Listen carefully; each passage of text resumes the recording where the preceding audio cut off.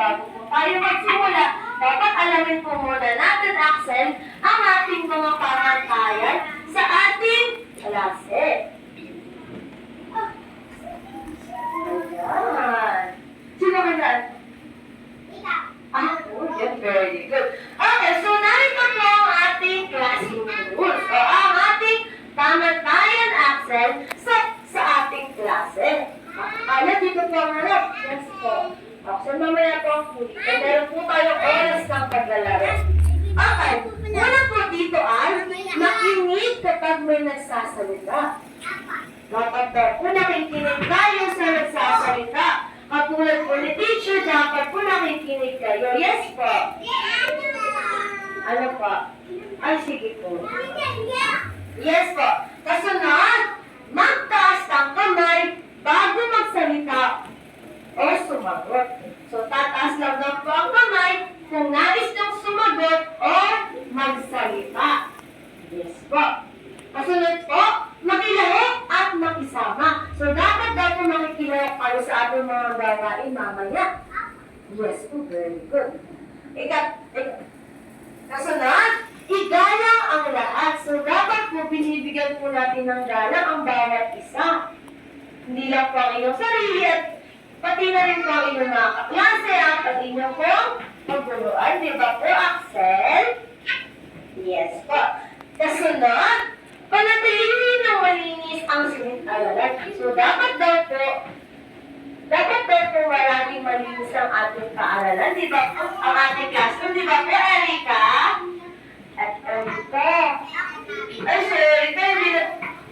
Ano nga po yung ating pamantayan na unang pamantayan? Yan, nakinig kasi si Erika pero hindi po naririnig. Erika, eyes on me. Okay, very good. Eyes on me. Okay. Okay, so ngayon naman po, alamin po natin kung mga dapat nating pag-aralan ngayong araw o yung ating kailangan matutunan ngayong araw, ngayong umaga. Yes po. Yes. Alam po, ito dahon? May dahon, yes. Yun ay design. Dinesign niya ni teacher. Okay. Hindi, po yung fake lang. Okay. Yes. Yun ay dito sa school. Okay, ang ating layunin po ay makulit na po yung paper. Ano nga po yung ating pamantayan? Makinig sa nagsasalita. Lahat po ba nakikinig? Okay. So, pagkatapos ng aralin, ang mga mag-aaral ay inaasam. So, dapat daw po kayo ay may inaasam matututunan ngayong araw. Una, natutukoy ang mga anyong lupa. So, dapat daw po matutukoy ninyo yung mga anyong lupa. Kasunod, dahil nalalaman ng iba't ibang uri ng anyong lupa. So, dapat daw po nalalaman nyo po kung ano po yung larawan ng anyong lupa, kung ano po yung itsura ng anyong lupa.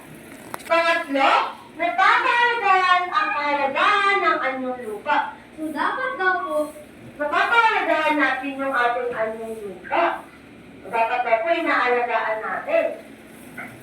Ika-apat, may pakita ang wastong paraan ng pagbabawas gamit ang mga larawan. So, dapat daw po nakakapagbawas kayo hindi lang sa number, kundi rin po sa larawan. Yes po. Ay, dami naman. Grabe naman. Teacher, mamaya doon nabibigyan ng pera. Okay. Nakakapaglaro ng may pamilya. So, dapat daw po nag-i-enjoy kayo sa ating laro mamaya. May lalaro rin tayo